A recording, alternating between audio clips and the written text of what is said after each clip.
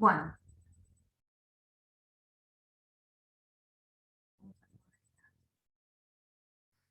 vamos a ver algo muy someramente de lo que es la parte de fertilización.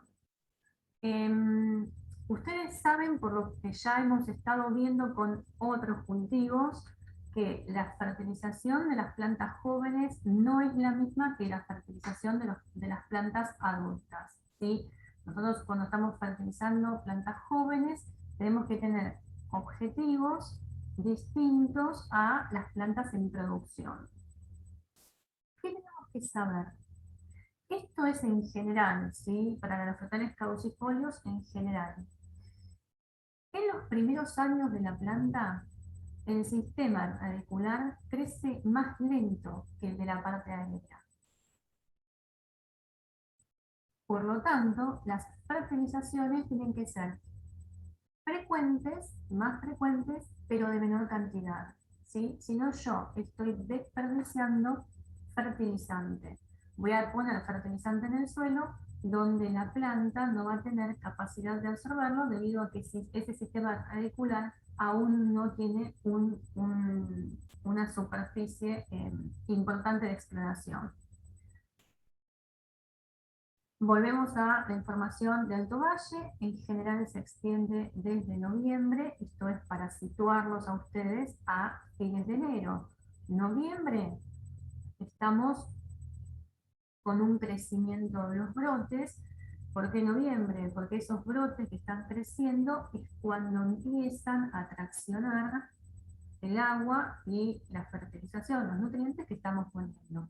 Antes de noviembre, en octubre, las temperaturas del suelo no son las apropiadas para que el sistema radicular comience la absorción de nutrientes. Entonces, yo también estoy poniendo fertilizaciones antes que la planta comience a tomarlo, estoy desperdiciando fertilizantes.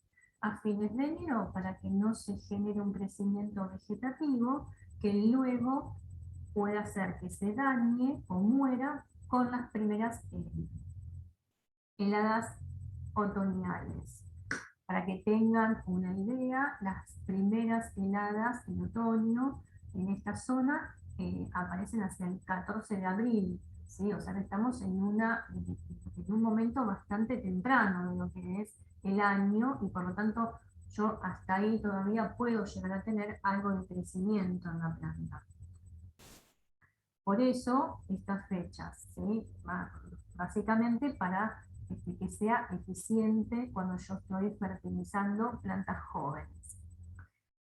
¿Qué es lo que tengo que pensar?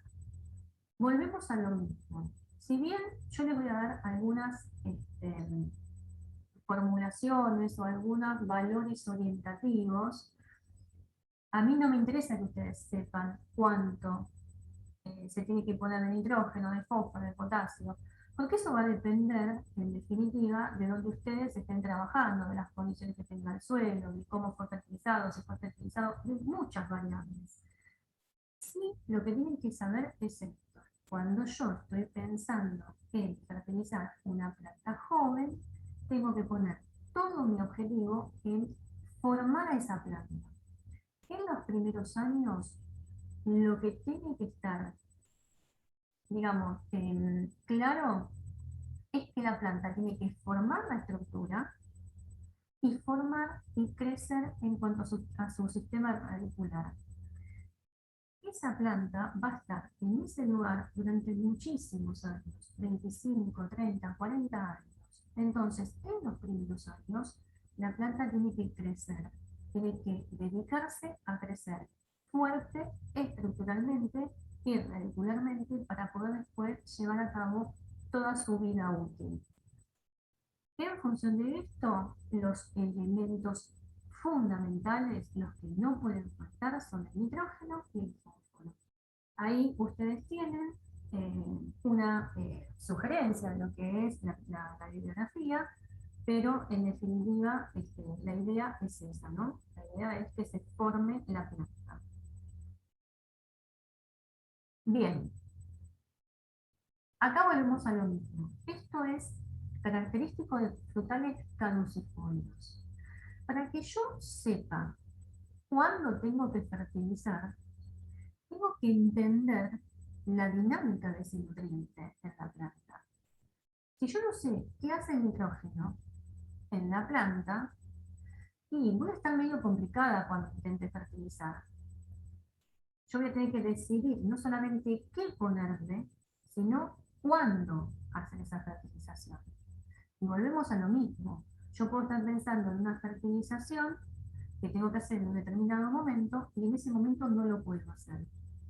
Bueno, ¿lo hago en el momento que puedo? ¿Cuáles son las consecuencias? ¿Qué estoy favoreciendo y qué estoy perjudicando? Por ejemplo, el nitrógeno, una de las formas, ¿sí?, que el nitrógeno sale de la planta es a través de los frutos. Luego de, digamos, de ese nitrógeno exportado, mucho del nitrógeno queda en la planta. De lo que yo le pongo a nitrógeno, una cantidad se va a ir con los frutos, pero una concentración importante va a quedar en la planta. Mire,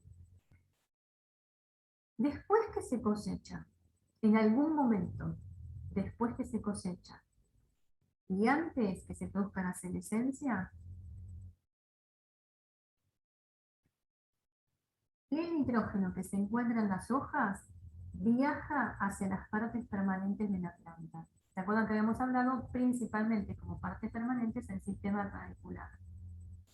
O sea que hay un alto porcentaje de nitrógeno que está volviendo a la planta.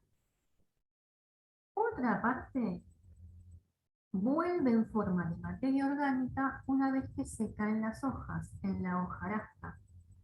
Entonces, si yo pienso que mucho de ese nitrógeno de alguna manera vuelve a la planta, en sí lo que estaría pensando es que como mínimo, lo que yo tendría que estar fertilizando con nitrógeno es lo que se lleva el fruto. Digo como mínimo porque obviamente siempre tengo que poner una porción un poco mayor para el tema del crecimiento. Pero en general se considera que en montes adultos de plena producción la biomasa perenne es más o menos estable. Entonces, la idea que nos tiene que quedar es esa. Estamos hablando de cultivos plurianuales. No es como una soja que ustedes la fertilizan y cuando la cosechan, la soja se llevó todo lo fertilizado. Y volvemos a empezar. Acá el árbol queda. Yo cosecho esta temporada y el árbol queda. Entonces, una parte de los nutrientes vuelven a la planta para comenzar el ciclo en la primavera siguiente. Eso es importante tenerlo en cuenta. ¿Sí? Tenemos que cambiar a veces la forma de dar las cosas y de pensar y decir, bueno, pero la planta ya tiene una dotación de nitrógeno que se va reciclando. Hay una tabla, que es la tabla 3, en ese trabajo, donde está el cálculo que se hace para determinar más o menos cuánto tendríamos que poner de nitrógeno considerando lo que se lleva al fruto. Pero lo que me interesa es que vean eso prácticamente. Otra cosa es cuándo lo aplico. ¿Cuándo? La bibliografía habla entre un 70 y 70% luego de cosecha. O sea, que yo tengo que poner una proporción bastante importante luego de cosecha. ¿Por qué estaría fertilizando fuertemente con nitrógeno luego de cosecha? ¿Qué les parece?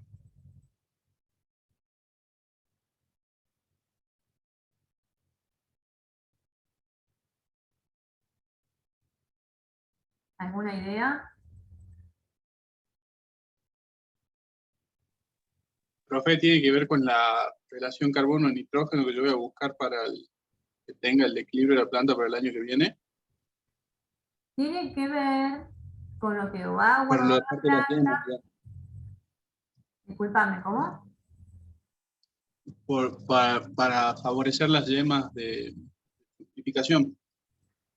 Tiene que ver con que si yo aplico después de cosecha, o sea, cuando el fruto se fue, que es también el que me está llevando nitrógeno, todo lo que produzca la planta luego va a volver hacia las partes permanentes y que es lo que se va a utilizar para la brotación. O sea que algo tenía que ver con eso, ¿sí? Yo estoy poniendo fuertemente en ese momento para que darle la posibilidad a la planta de que genere nuevamente fotosintatos y los guarde.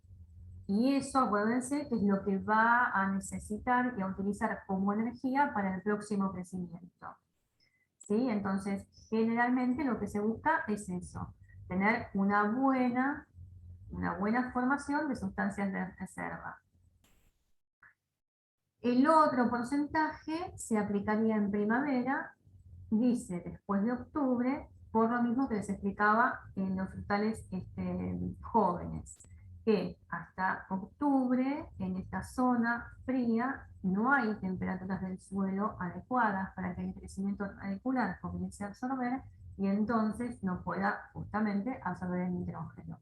Entonces tendríamos que esperar para esta fecha como para que se comience a dar este proceso de crecimiento o activación del crecimiento radicular y absorción del nitrógeno. Bueno, ahí está. ¿Sí? Lo que les decía es orientativo en una pera Williams de unas 60 toneladas por hectárea de producción. Estaríamos aplicando entre 80 y 140 kilos de nitrógeno por hectárea. Es a modo de dato, de color, porque la verdad es que depende de muchos factores, pero para que ustedes tengan una idea, porque muchas veces tampoco, si no, se quedan con una idea de cuánto se podría estar fertilizando. En el caso del fósforo es una situación bastante similar, ¿sí? Ustedes ven que en general muchos de estos nutrientes vuelven a la planta. Entonces, lo que tendremos que estar pensando es en fertilizar aquello que se está yendo con el fruto. A diferencia del nitrógeno, el fósforo tiene una demanda constante a lo largo del año. En el caso del nitrógeno, las hojas y los frutos son demandantes del nitrógeno. Acá no tenemos un órgano que prevalezca. Todos los órganos tienen más o menos la misma demanda de fósforo y entonces se puede aplicar o antes de brotación, cuando las temperaturas lo permitan, o luego de cosecha. Son dos momentos igualmente efectivos debido a que el fósforo tiene poca movilidad en el suelo. Entonces, no se aconseja separar, dividir la aplicación, sino que hacerla en un solo momento y en esos dos momentos es igualmente efectivo. Bueno, ahí también tiene una dosis orientativa, como para que tengan una idea de cuánto se puede llegar a fertilizar con fósforo. El potasio es distinto. Miren lo que se lleva el potasio, miren lo que se lleva el fruto de potasio. El 64% de toda la demanda de potasio se lo lleva el fruto. Es muy alto, muy alto. Se pueden aplicar en esos tres momentos. Generalmente se aplica a una profundidad de entre 10 y 20 centímetros para que pueda ser absorbido por el sistema radicular y ahí tienen una dosis orientativa. Eso, más que nada es cómo, me parece que es más interesante saber cómo se moviliza, cómo se mueve dentro de la planta los nutrientes para saber en qué momento fertilizar y a quién estoy favoreciendo en cada caso. Fertilización con micronutrientes se lo voy a dejar para que lo vean ustedes. Ahora vamos a un tema que es bien específico de manzana y pera. Habíamos visto que en una de las primeras clases, tanto las manzanas como las peras son frutos climatéricos. Los frutos climatéricos siguen esta curva de crecimiento. Tenemos una madurez fisiológica, una madurez comercial y una madurez organoléptica o de consumo. Entre la madurez fisiológica y la madurez de consumo tenemos lo que se denomina ventana de cosecha, es decir, que desde que comienza la madurez fisiológica yo voy a poder determinar en qué momento voy a cosechar mi manzana o mi pera. Ahora, la madurez fisiológica, como lo habíamos visto, es el momento en que el fruto puede ser cosechado. Perfecto. La pregunta que nos hacemos acá es, ¿cómo determino yo ese momento? O sea, ¿cómo sé que una manzana o una pera están en el momento de madurez fisiológica? ¿Alguno sabe? Con medición de grados Brix y parámetro. Es una de las opciones. ¿Sí? O sea, los grados Brix están dentro de lo que nosotros denominamos índices de madurez. Entonces, nosotros sabemos que no podemos cosechar un fruto que no haya llegado a madurez fisiológica, un fruto climatérico, que manzana o pera que no haya llegado a madurez fisiológica. No podemos cosecharlo. Ese fruto va a quedar inmaduro. No ha acumulado la cantidad suficiente de almidón para poder seguir el proceso de maduración fuera de la planta. ¿Sí? Pero ¿cómo determinamos ese momento? ¿Cómo sabemos? Bueno, a través de unos índices que se llaman índices de madurez. Y entonces vamos a ver los más utilizados en manzana y pera. Vamos a empezar por uno que se llama edad del fruto. ¿Qué es la edad del fruto? Es el tiempo contado en días desde plena floración justamente a inicio de cosecha. El inicio de cosecha muchas veces se llama como fecha de sello. Lo van a ver en algunos lugares, incluso en el mercado central, le dicen sello y en INTA también. Entonces, la edad del fruto es los días desde plena floración hasta inicio de cosecha. Como todo lo que concierne a manzana y pera está muy estudiado. Hay una serie histórica, acá estamos hablando del 67, 68, hay una serie histórica que va determinando para cada variedad, y que es el caso de la Delicious, esta edad del fruto. ¿Sí? Es una serie histórica. Esto se sabe y se va acumulando. ¿Cuál es la principal desventaja que presenta este índice? Es que es así, arbitrario. Se determina el momento, el día de plena floración y se determina el día, ahora vamos a ver cómo, de inicio de cosecha. Listo, la cantidad de días que hay entre esas dos es la edad del fruto. No contempla variaciones ambientales que sabemos que pasan todos los años. Esa es una de las desventajas. Bueno, ahí tienen ejemplos para Delicious, Granny Smith, Williams y Packhams, ¿sí? O sea que esto se utiliza para ambas especies. Bien. Otro que es utilizado se llama firmeza de la pulpa. La firmeza de la pulpa se mide a través de este instrumento que se llama penetrómetro. Acá lo que está marcando justamente es un valor que toma cuando ingresa el penetrómetro a la pulpa de la fruta, que puede ser, que se hace en forma perpendicular, y fíjense que se saca un pedazo de cáscara, ¿sí? Se saca el pedazo de la cáscara y se inserta en forma perpendicular.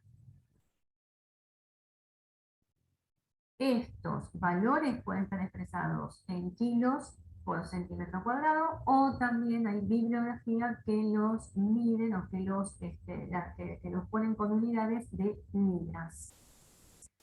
Acá tienen dos ejemplos, ¿sí? Para Rentelicius y para Williams.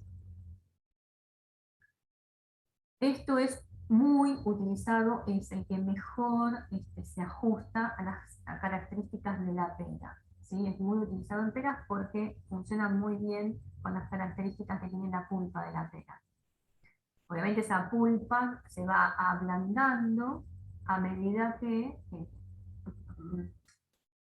como es, va circulando el tema de la maduración, ¿no? A medida que avanza la maduración, esas, esa esa resistencia va disminuyendo y esa pulpa se va ablandando. Y hay otro que también es muy utilizado, que se llama degradación del almidón. Entonces, en el proceso de maduración, el almidón se va transformando, se va hidrolizando a azúcares solubles. ¿Qué hace este índice? Se corta el fruto,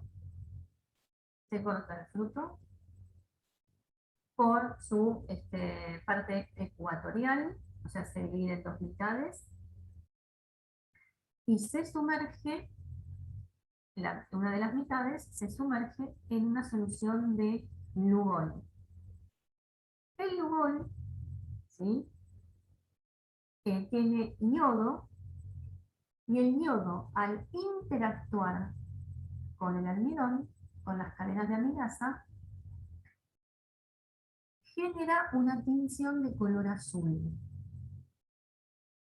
Entonces, cuando el fruto se sumerge en Lugol, el yodo interacciona con ese almidón y se tiñe de color azul.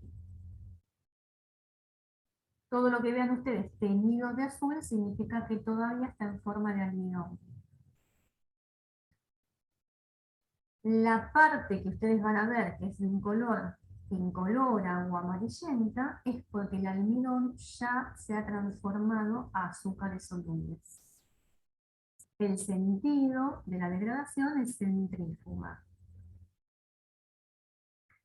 Y entonces lo que ustedes van a ver es esto, ¿sí? Esta es es como una carta, fíjense que está para cada una de las variedades, se hace para cada una de las variedades, y te va indicando cuanto más azul, más almidón todavía contiene, es decir, que todavía está inmaduro o cada vez va degradando el almidón, va estando más maduro, ¿sí? Desde el azul hasta el incoloro van pasando por distintos grados de degradación del almidón. Y entonces, ¿qué hacen? Sacan ese pedazo, esa porción, esa mitad de manzana o de pera, cuando la sacan del Lugol, la comparan con estas planillas, con estas tablas. Y en función de lo que ven, similar a esto, se determina qué porcentaje de degradación de almidón tiene esa fruta. Cuando el almidón está degradado en un 20%, por ejemplo para Pera Williams, y en un 20% para Rentelicius, se dice que esa fruta está en madurez fisiológica. ¿Sí? Entonces, es otra de las maneras de determinar madurez fisiológica, a través de la degradación de almidón. Esto está en función de cada una de las variedades. Para cada variedad hay una de listas, y para cada variedad hay un porcentaje. Después aparecen en los parciales como que todas las variedades y manzanas y peras, todas lo mismo, tienen una degradación del almidón del 20%. No, ¿sí? El porcentaje va a estar en función de la variedad. No todas tienen el mismo porcentaje cuando están en madurez fisiológica. Y lo que estamos determinando, que a veces pierden la noción de qué es lo que estamos haciendo, Lo que estamos determinando es la madurez fisiológica. Estamos viendo cómo determinamos madurez fisiológica, porque ese va a ser el momento en que van a poder cosechar los productores. Por eso se utilizan estos índices, para dar una fecha de inicio de cosecha. Entonces, hay muchos índices, varios índices. Nosotros vemos estos tres, después hay una donde también, ¿sí?, con este aparato se mide la concentración de azúcares principalmente, porque son sólidos solubles totales, pero en el caso de las frutas mayormente son azúcares, que es lo que decía Luis, que se mide a través de los grados Brix. Este también es otro de los índices de madurez que se utilizan. Y entonces la pregunta... Profe, Sí, es disculpe. sí, por favor, te disculpo. O sea, el 20%, el momento en que se alcance ese 20% va a depender de la variedad. ¿Eso es lo que quiso decir anteriormente? O no sé si yo lo entendí mal. Sí, no, sí, lo que yo te quiero decir es que no es el 20%, no es el 20%, sino que cada una de las variedades va a tener un porcentaje distinto. Ah, bien, bien, bien, bien. ¿Sí? En el Ya lo caso entendí. de Williams es un 20%. En el caso de Red Delicious es un 20%. Bien, En de la 10. bibliografía está, ¿sí?, en la bibliografía hay tablas donde están para cada una de las variedades el porcentaje de gradación. A veces es 20, 25, ¿sí? No es a veces un número tan exacto. Pero estamos, y ahora vamos a ver por qué, estamos en torno a eso. O sea, que el porcentaje depende de la variedad. No todas las variedades van a estar en madurez fisiológica en el mismo porcentaje de degradación. ¿Sí? Bien, muchas gracias. Bárbaro. Entonces, ¿qué índice utilizamos de todo esto? Porque estos son algunos nada más. Hay acidez titulable, hay color de fondo, hay varios, varios. Hay un dicho que dice que cuando utilizamos varios es porque ninguno es 100% confiable. Y eso es lo que pasa, ¿sí? Si uno fuera 100% confiable, se utilizaría solamente uno.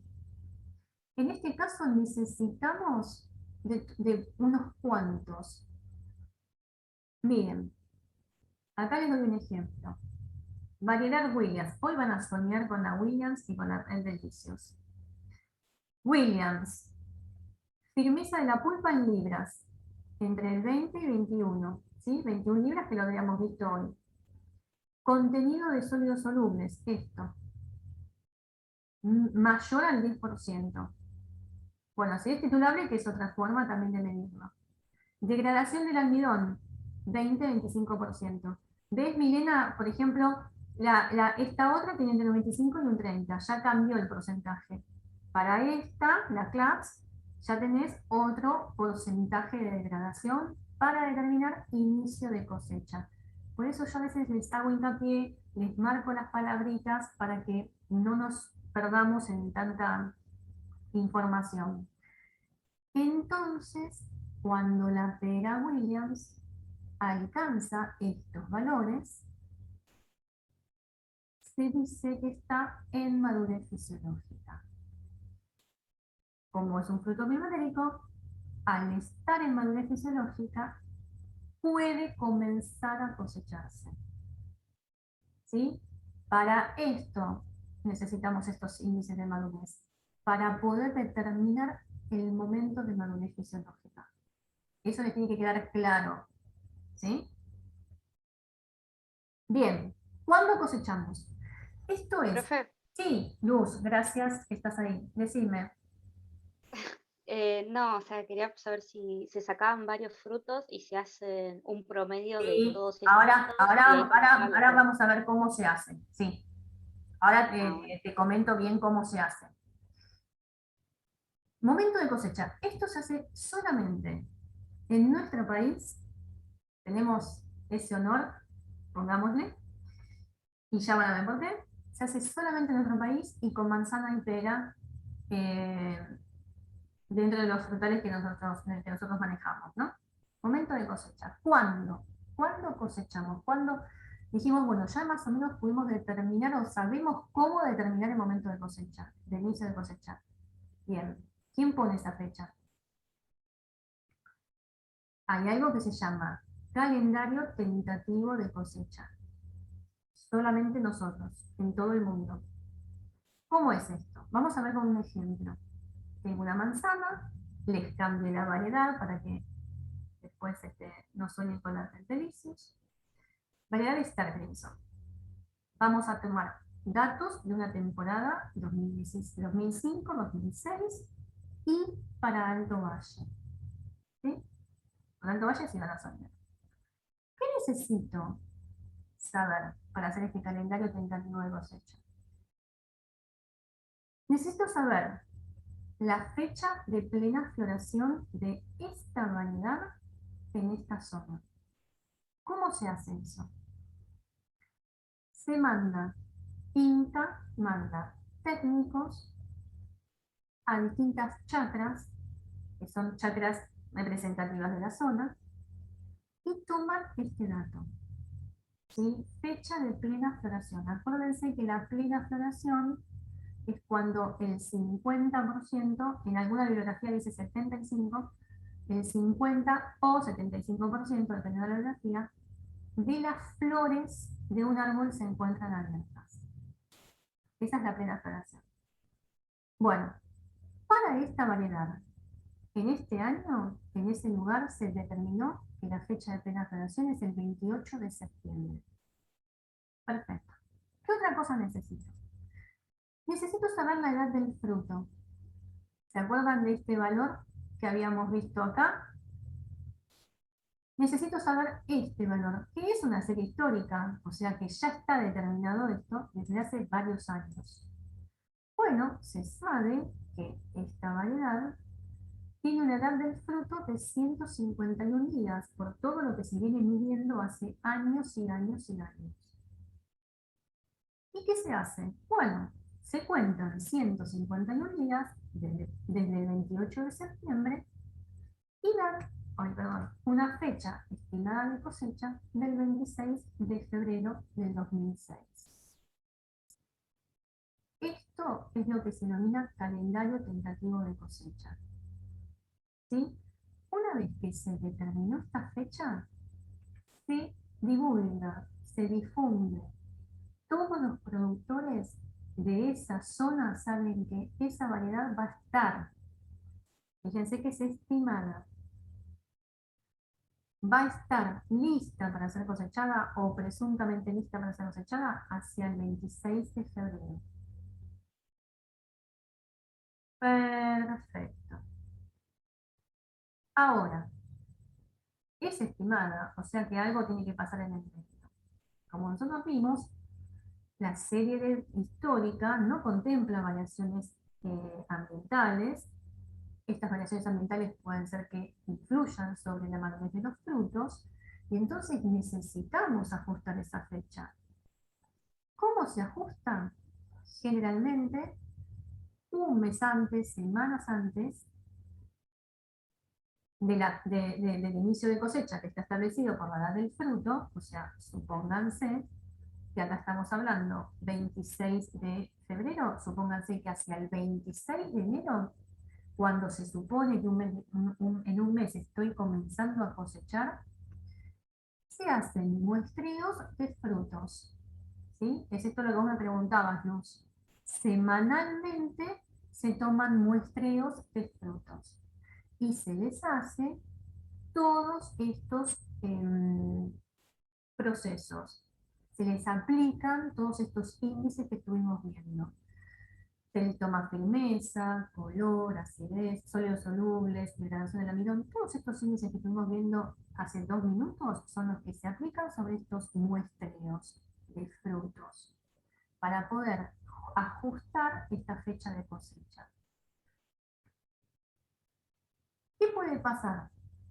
Puede pasar que entonces un año la Star Crimson no esté para el 26 de febrero, puede ser que se haya adelantado su madurez. ¿Sí? Eso solo lo puede cambiar el SENASA. El SENASA es el único organismo que puede cambiar una fecha estimada de cosecha. ¿En función de qué? En función de los ajustes que viene haciendo el INTA y que te están diciendo que en ese año, en esa temporada, la madurez está más anticipada. Entonces, veamos este ejemplo. Volvemos, por ejemplo, a la variedad Williams. La variedad Williams en el año 2009-2010 para Alto Valle, fíjense que es por variedad y por zona. La Williams para Alto Valle estaba para ser cosechada el 16 de enero. Pero en esta temporada 2009-2010 se adelantó 2 días, 14 de enero. Entonces, perdón, esta fecha la establece el calendario tentativo de cosecha. Y esta fecha es ajustada, repetimos para atrás, ahí está, es ajustada por los índices de madurez. Solo el SENASA puede modificar esta fecha en función de los valores que le está pasando el INTA. En teoría está penalizado que se pueda cosechar antes de esta fecha. ¿Debido a qué? Debido a lo que venimos hablando. Debido a que el 14 de enero estaría en madurez fisiológica, la pera Williams de ese año. Si yo la cosecho antes, estoy cosechando una pera que no alcanzó todavía la madurez fisiológica.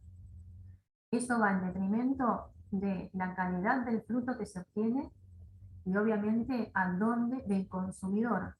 ¿Sí? Después nosotros y sobre todo, porque acuérdense que la Williams es la más exportada, no solamente con Williams, pasa con todo, así que es una manera de intentar proteger al consumidor, de no permitir cosechar una fruta que no haya alcanzado al menos su madurez fisiológica. Entonces, a partir de ese momento, a partir del 14 de enero, el productor puede comenzar a cosechar.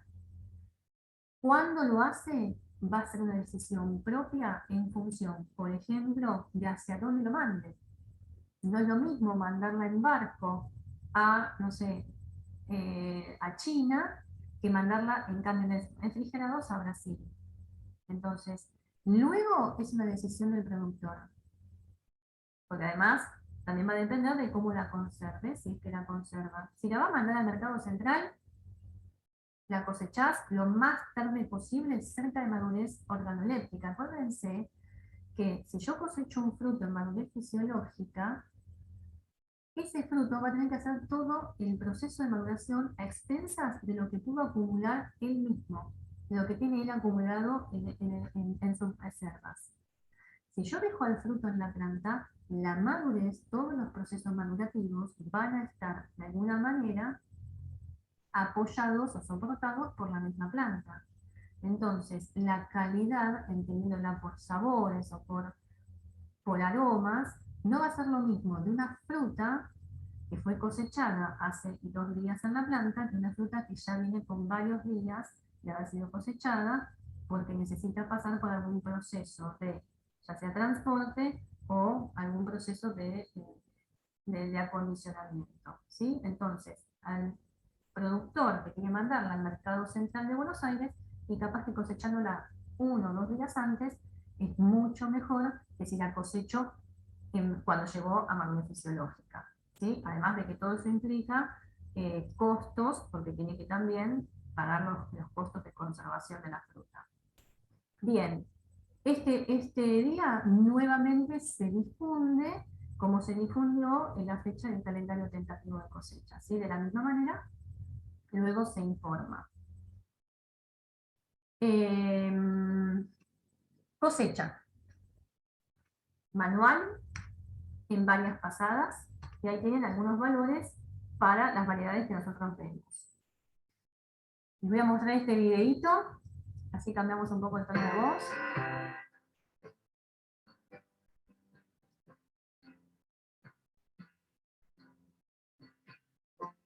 ¿Cómo manipular la fruta? La cosecha debe hacerse tomando la fruta con la mano entera, sin apretarla con los dedos, con el dedo índice en el pedúnculo y girarla de tal manera que se desprendan de la planta con su pedúnculo. En las variedades de pedúnculo corto, solo es necesario girar la fruta para desprenderla. En variedades de pedúnculo largo, primero se debe realizar un movimiento hacia arriba y luego girar el fruto. No cosechar tironeando la fruta, ya que puede desprenderse sin pedúnculo o con el dardo que la sostiene, provocando perjuicios a la planta y a la futura cosecha. Si se desprendió un dardo, se debe retirar antes de colocar la fruta en el recolector. Debe tenerse en cuenta que los frutos con hojas son un problema en el empaque y la comercialización, ya que hay destinos que no permiten su presencia en las cajas, con fruta embalada, por razones sanitarias y cuarentenarias. Para evitar arrancar dardos, se deben subir los escalones necesarios para que la fruta a cosechar quede al alcance de la mano y no estirar el brazo hacia arriba para alcanzarla. Se recomienda cosechar la fruta durante las horas frescas del día y mantener los vines a la sombra. Los frutos cosechados no deben exponerse al sol. ¿Cómo empezar a cosechar? Cosechar primero la fruta que está en la parte inferior de la planta, para evitar golpearla posteriormente con el movimiento de la escalera. Empezar a recolectar los frutos de la zona externa del árbol, luego los que se encuentren en la parte interior de la planta. Al terminar la parte baja, colocar la escalera en la mejor ubicación para seguir en la parte superior del árbol. En cada sector, una vez arriba de la escalera, se recomienda cosechar de arriba hacia abajo y completar el recolector a medida que se desciende, con el objetivo de no poner en riesgo la propia estabilidad y evitar los golpes de la fruta. Es imprescindible llevar la lona del recolector corta, para que al subir o bajar la escalera, la fruta no se golpee contra los escalones o las rodillas del cosechador. Con respecto a la carga del recolector, la fruta no debería superar el borde superior del recolector. ¿Cómo tratar la fruta cosechada? Al depositar la fruta en el recolector, hay que hacerlo delicadamente, evitando los golpes con la fruta que se cosechó antes. Para ello, una buena medida es colocar primero el dorso de la mano hasta el fondo y luego dar vuelta a la mano para que la fruta se deposite suavemente. Para volcar la fruta en el bin, depositar la lona del recolector y hacerla correr sobre la fruta ya cosechada, mientras se descarga la fruta. De este modo se evitan los golpes y las pinchaduras de pedúnculo, que son los principales defectos durante la cosecha, que disminuyen la calidad y posterior conservación. ¿Cómo se llena un bin? Los bins deberán llenarse de manera pareja, sin formar montañas, para evitar que la fruta ruede y se golpee. Cuando se empieza el llenado del bin, debe hacerse desde una esquina.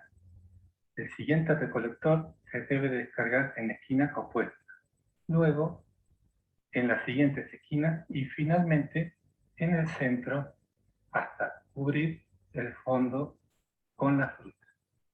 Cuando el fondo del bin ya esté totalmente cubierto, se debe continuar volcando la fruta en el sector más bajo, de manera de llenar parejo y evitar diferencias de altura.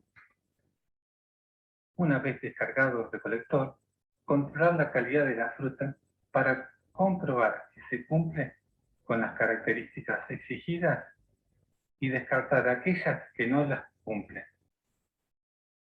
Para volcar la fruta en el bin, depositar la lona del recolector y hacerla correr sobre la fruta ya cosechada mientras se descarga la fruta. De este modo se evitan los golpes y las pinchaduras de pedúnculo. No conviene cargar la fruta por encima del recolector.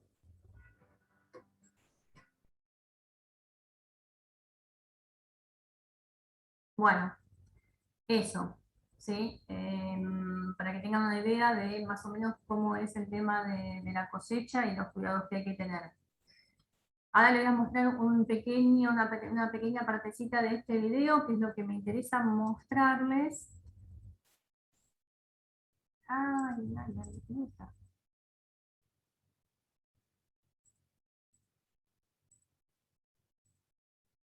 Puede fallar. Ahí está. Em,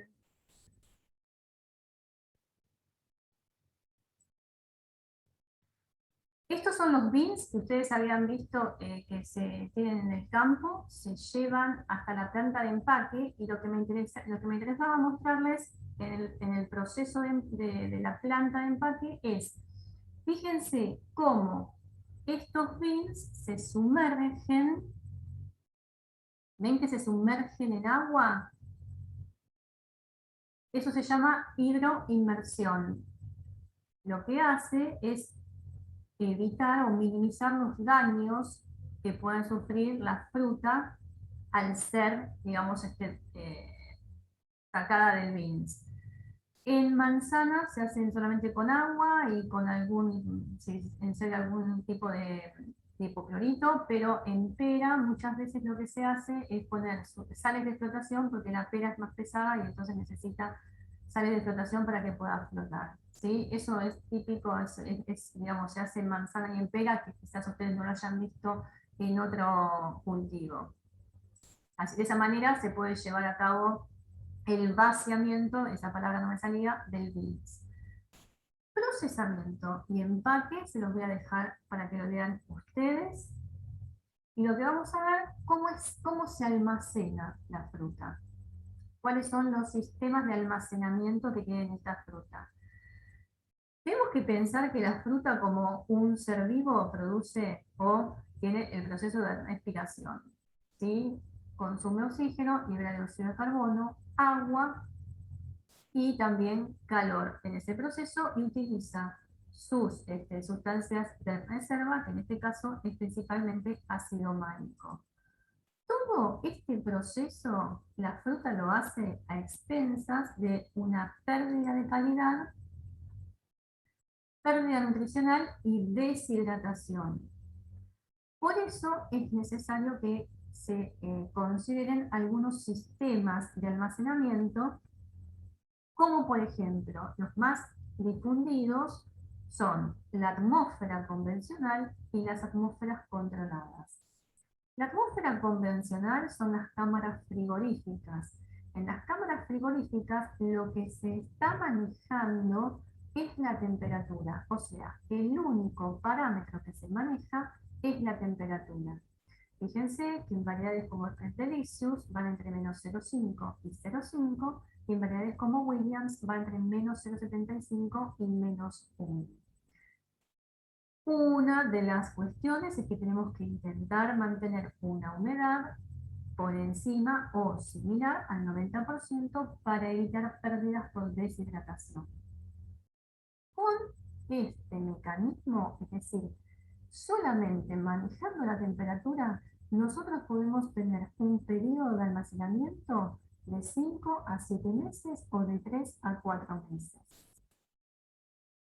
Cuando a la temperatura nosotros le agregamos un control del dióxido de carbono y del oxígeno, del dióxido de carbono y del oxígeno, ¿sí? No solamente estamos manejando la temperatura, sino que manejamos gases.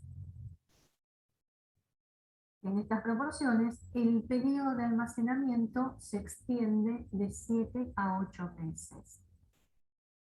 Por eso, ustedes o todos podemos consumir manzanas y peras, ¿sí? En